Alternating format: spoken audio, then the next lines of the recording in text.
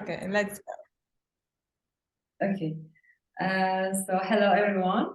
My name is Iroda. I live in Belgium with my family. I'm learning French here. Today we have a special meeting with my friend from Iran. Her name is Zahra. Hello. We met each other in Germany, in Potsdam. She's doing her PhD in Earth physics. So using this opportunity, I would like to ask her some questions related to her field, study, life in Germany. And I hope it would be very interesting for Uzbek people and at the same time useful for my friends, maybe for those who want to go to Germany to do science, to do their studies.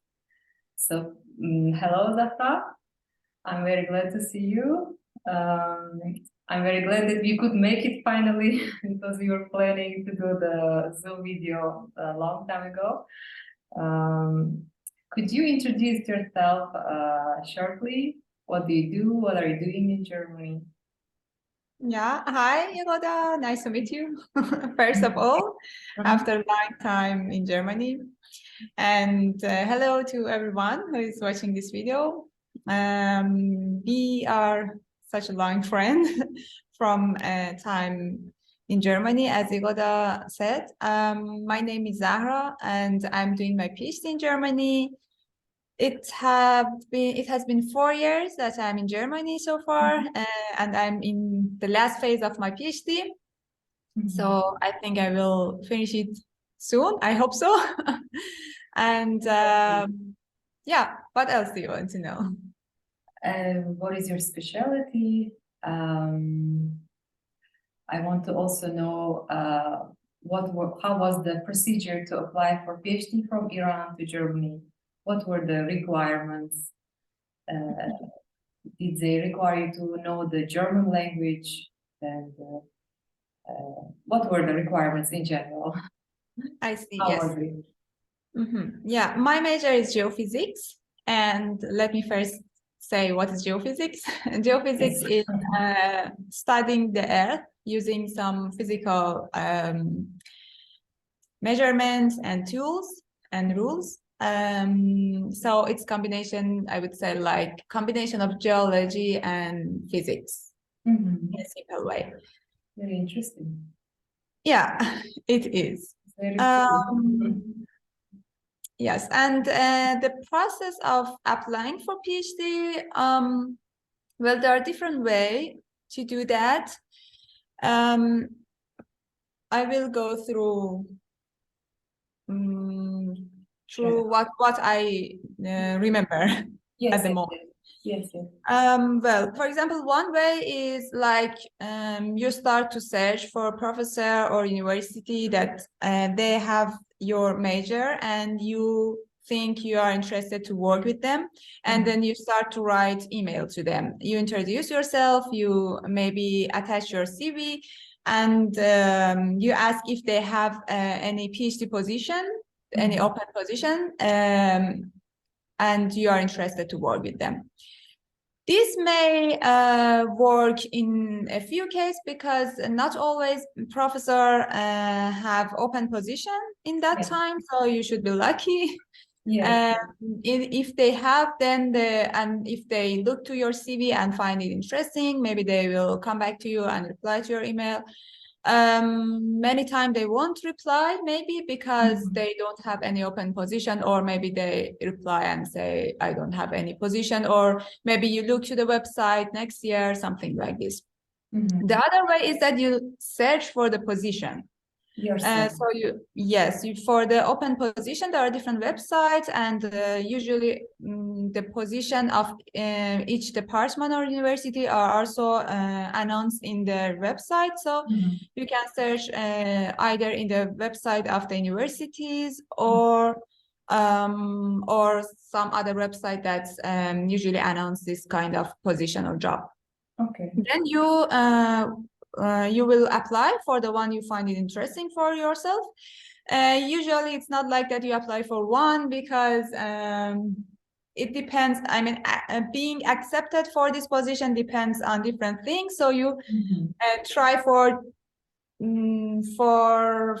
many positions at the same time. I see. Yeah. Yes, because it's a kind of competition. There are other applicants, so Yeah. you won't put all your chance in one position. You will Yes, yes. you try to find different things that you are interested in and you apply for them.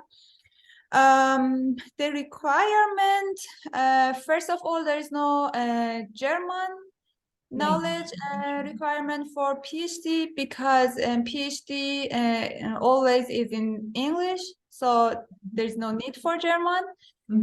But of course, there is an English proficiency requirement. Yes, yes. For doing PhD. You should show them the English proficiency certificate. Usually in Europe, they don't need it, but they will see how you speak in the interview. I So see. then you don't need, but if you have a certificate, then I think it's easier, right?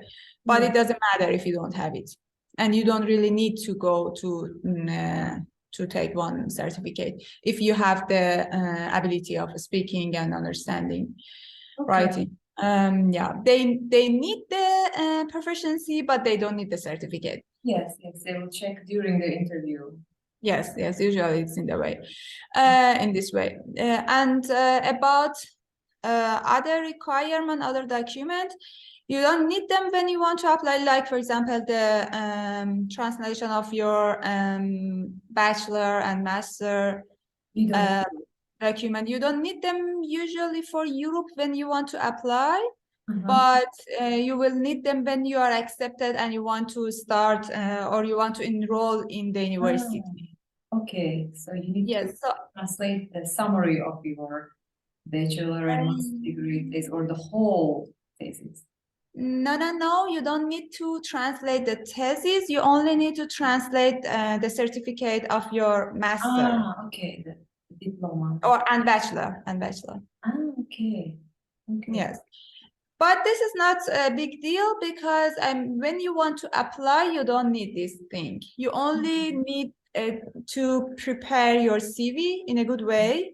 So it was to take some time to work on the CV and work on a cover letter. Yes. All the positions need a cover letter, and you need to write the cover letter related to the position you want to apply for that. So it's good if somebody wants to do that, take some time, search about how writing a good cover letter, and then prepare a good one, but then modify it for each position that want to apply for. So I think CV and cover letter are the most important thing. You will need the other document later. I see, very clear. I want to ask you why you chose geophysics. Okay, that's a good question. Yes, normally, well, in my country, let's say, girls, they don't really choose these kind of fields, you know. Maybe it's not that developed or not that popular. Even for the guys, it's confusing. They don't really choose it because they don't see the future in this field. In my country, it's like that. But as I heard in Iran, physics, engineering, IT is very popular. Yes. Among both gender. So why you chose it and how come it's very popular in Iran? Very interesting. Yeah, as you told, it's very common and they're popular in Iran, engineering especially, and physics and mathematics also people go for them, but there are not much job opportunity, for example, for mathematics or sometimes for physics itself, but still some people like and go to study them. And of course, when you really continue studying this field, you will find some opportunity when you become professional, you will find some opportunity. Yes. But if I want to tell about myself, it was like that when I was a high school student. We can choose between three major. One is physics and mathematics. The other is like natural science, something like that. Yeah. And the other is more related to social science. And then first I choose natural science because I was always kind of fascinated by the process in the nature, something like that. And then in the first year I was studying this, I have found out that I really like physics because I used to study physics book of my elder sister. She was too young elder than me. She was Too doing young. physics too. Yes, she was also a high school student in that time. And I used to read her physics book and I started to love physics.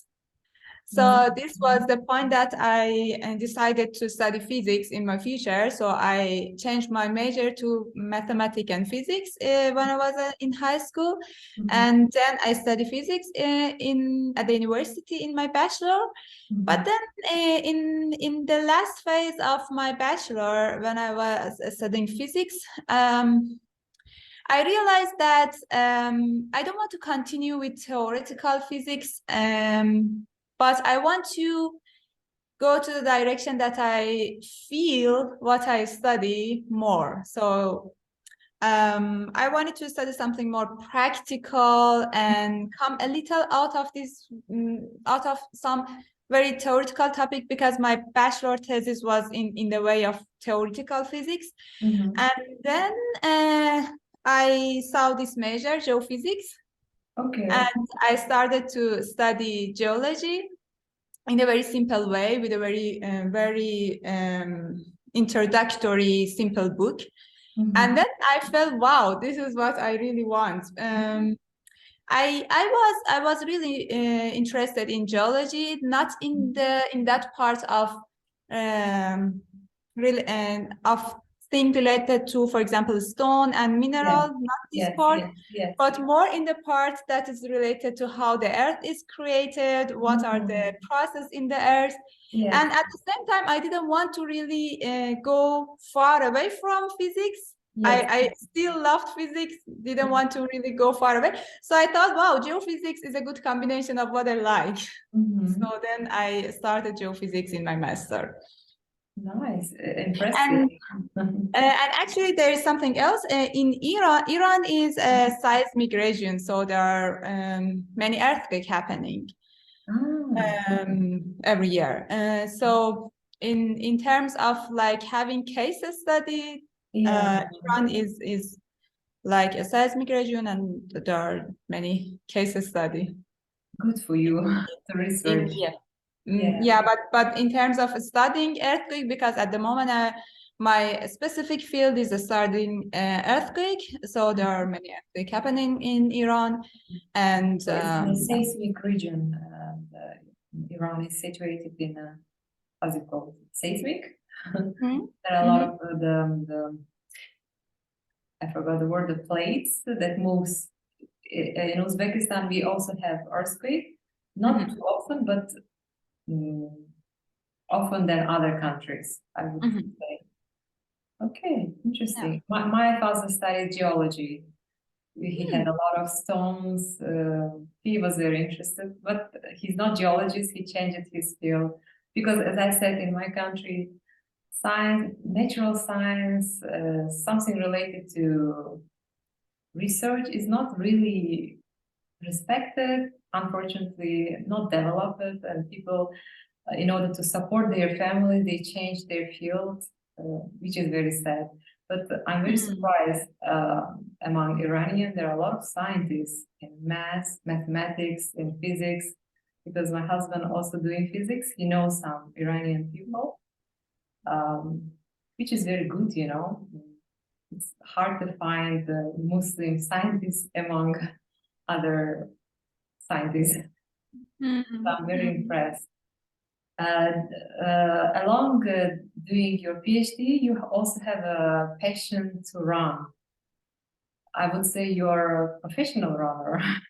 You run a lot. Every week you try to run. You try to participate in marathons, some gatherings I see in Potsdam with other people. What motivates you to run? How can you spare time for running? Yeah, running is really my passion. So I really enjoy it. Before I say how I came to running, I want to say that I think it was always very helpful for me that I had this spirit of sports. It doesn't matter you run or you, I don't know, do any different kind of a sport. It doesn't matter what is the kind of that. I think it's very good if you do something, if you do an activity. Yes, do a sports activity, because it really has good effect on your life, even if you don't realize it in that time. But when it's a long time, when you look to a long years, because I don't remember when I started sports. Maybe I was a small kid. But when you look from your young ages, right? Yes, yes. When you look the whole your life, I mean, in a larger scale, you look to your life, you realize that doing sports help you in many points, and it really affects of your proficiency and your mental health. So it's very good to do something. About running, actually, I did different kind of sports because I always love sports. And I think if I had not this passion to science, this much passion to science, maybe I would go in the way of professional sports, and this would be my job. But I don't have enough time to do it in a professional way. I mean, to do sports and science in a professional way, both of them. Yes. But I like it. I like sports, and I try to do it as much as I have time for that. Yes. And I try different kind of sports. At some point, I start running, and it's a little funny that when I was, when I was younger, I didn't run. I used to, for example, play football, basketball, this kind of game or sports. And in those years, it was like that. I thought running is very boring. How people do that? Why people really start running from one point and then end? Why they think about when they run? And what's the point? Yeah, it was very funny that yes, I thought in a way, but one day I become a runner. Yeah, I think, and especially long distance running. Like it. I think it takes some time. Yeah. I had some goal in my mind and I went through them.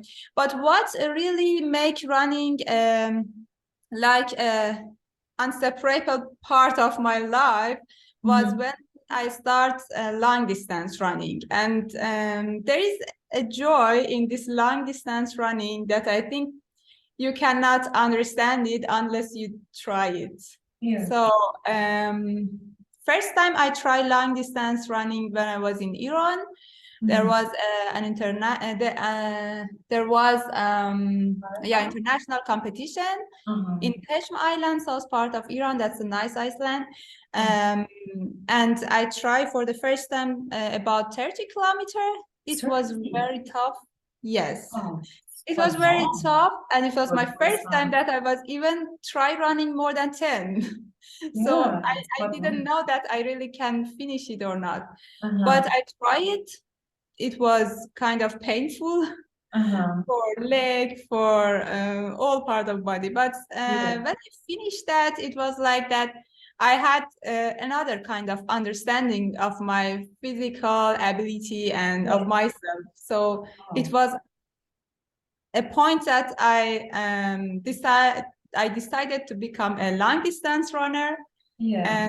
And after that, I couldn't really get enough of that. That's great. I understand what you say. It's healthy. It's good for your mentality too. Sometimes it's for me, for example, I also like running, but sometimes I feel unmotivated, you know. It's very important to find the motivation, like the meaning why you're doing that. And running, it doesn't take you any expenses. You just do it. You don't need to go somewhere. You just run. That's the interesting side of the running. Exactly. Exactly. Right. The last question. Wanted to ask you about a book. It's not related to sport or what you study. If there is a book that you recommend, what book it would be? Do you have any favorite book to recommend? Well, yes, usually I like a psychological book or some philosophy related topic. I like them. What I can introduce here is a book that yes, it had a big effect of on myself. Yes. And also when I borrowed this book to everyone, everyone loved it. And yes, I think the name is that Dark Side of the Light Chaser from Debbie Ford. Debbie Ford is a writer. She has different books. I read some of them and I found every book from her I read, I found interesting and good. But this one specifically, I found it very, very effective because it is in a way that when you read this book, it's like it affects on you in a way that you understand people in a better way.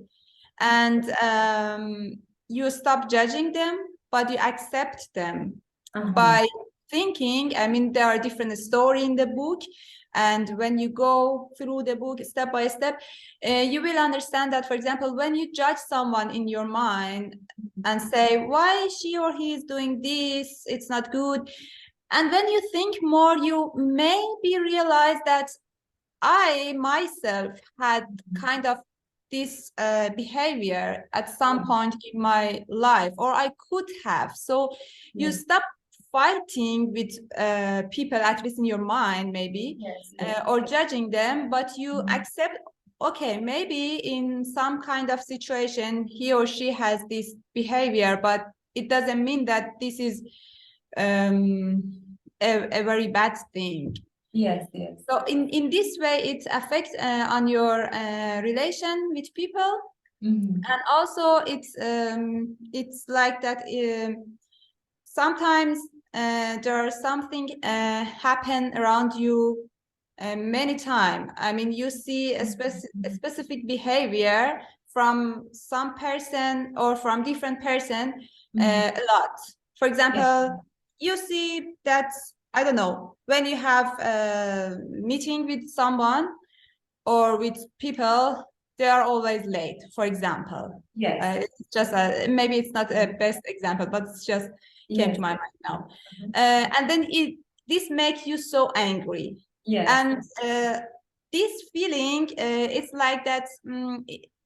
It's also if I explain it in a good way, as far as you have this very angry feeling, this process will go ahead. But then maybe at some point you start to understand, okay, if these people, I mean, being late is not good, of course. But when you start to understand these people has, for example, this problem, or maybe at that time, he or she has a specific problem, couldn't come on time. And then you have a better feeling, accept, okay, doesn't need to be so angry about this, but maybe understand the situation, and then this will stop this circle of seeing same behavior so many times. Maybe I didn't express in the best way, but when but I understand your point. To accept the people, you cannot control everyone, and you cannot even change them. So what you can change is just change your attitude, opinion toward people, and it all depends on you, like how you behave. The rest will just circle around you, and you're not obliged to how to say, please people, change people. You should care for yourself more, educating yourself, your character, angriness. It's more psychological related, maybe. I like it. There are many books I actually also read and watched videos. I was also, as you said before, judging, getting angry, depending on the behavior of the person. And after I read some books that teach you it's pointless, you know. You waste so much energy on something that you cannot control, rather than controlling yourself. That's a hard job, but that there is a meaning. There's a point. It's a good. Do you want to also recommend a book or that yes, you love? I try to also read many psychological books. I don't know, maybe I'm in that age. I read last year or 2 years ago, Mind Power, you know, it's a kind of bestseller. It's a very good book, telling you that everything starting from your mind. Like, can you tell the name of that again? Mind Power from John Mind Kehoe. Power. From? Yes, John Kehoe, if I remember his name correctly. But there's another book, another author who actually wrote the same book, but in a different way, maybe. That another book is also very famous. I didn't read that one, but two books have the same message. Control your mind. Don't care too much about people. Whatever they do, it's not actually about you, but it's about starting from them, you know, it's coming from them, not from you. Something like that, in a more detailed and organized way. After you read it, you really start to control your thoughts, you know. Even sometimes you start to limit people surround you. You don't need to be always caring or friendly. You just put priority in your life, and you follow it. The rest will follow you, because how you think, that's how your life will be. That's the message of that book. That book really changed my thinking, because until then I was always caring so much for thoughts, for other people. How would they say? How would they react? But after I read it, I calmed down. I understand the point. Now I try to always remember myself what I read. That's actually true, you know. And there are many books like that, videos, and I like the book you told me. Maybe I'll put the photo of that book. Chaser of the Light, as you said. Dark Side of the Light Chaser. Okay. It's American author. I think so. there before, I guess. I'm not sure, but I have to check. Yeah. Thank you for recommendation. You're welcome. Yeah. What you were explaining about that book is very important, and there is a tricky point that some people think that this kind of thing are very simple and not so important to spend time on them. It's like that. I know this thing, you know, some people are like this. I know this thing, there are very obvious thing. Actually, I was in this way, like when I was very young, and also about this book. When I had this book, my brother actually gave this book to me, and I started reading that. I maybe read 10 first page of that, and then I said, okay, this thing I know them, and I put it away. And then it's become to a point that I brought this book to some of my friends, and it was very funny. Every time I brought it to a friend, they didn't want to give it back to me because they really liked this book. And then at some point I thought, okay, let me again start reading this and see what is that. And then I read it completely, and after, yes, and when I really go through the book, I understand how it is effective and how it works, because maybe you read or you know something, but you don't really understand it deeply. But in the way you go through a book, you read different stories or different explanation about that, and then you really start to feel that. And it was the point that I started to read more this kind of book, and this kind of psychological book, and I found them very, very helpful. Yeah. Yes, reading is one thing, and practicing it in your life is another thing. I also understand. Sometimes it happens like you understand the situation, but you cannot really do something, you know, because there's so much influence, because you're in a society, you cannot just get rid of everything, you cannot change all of a sudden. So it takes really big effort and time to understand, realize what you want to change. Yeah, I agree. Yeah. Okay, we have, okay, I will stop the video here. Okay.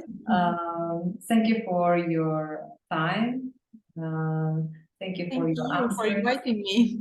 Yeah, very meaningful, very useful information. I hope it will be useful for other people too.